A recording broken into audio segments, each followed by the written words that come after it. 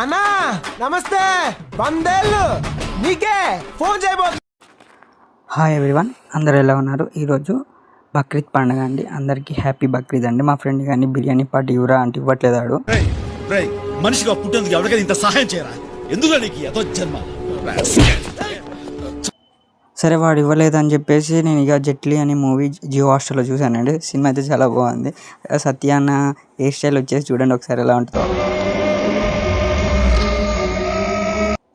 అయితే అలా చూసేసాం. సినిమా చూసేస్తుంది. సరే అలా సినిమా అంతా బోర్ చూసేసినాం, అయిపోయింది. ఇక కాలేజ్ నుంచి రిపోర్ట్ వచ్చింది, అరే జూన్ 1 నుంచి కాలేజ్ ఓపెన్ అని. నా ఫీలింగ్ అయితే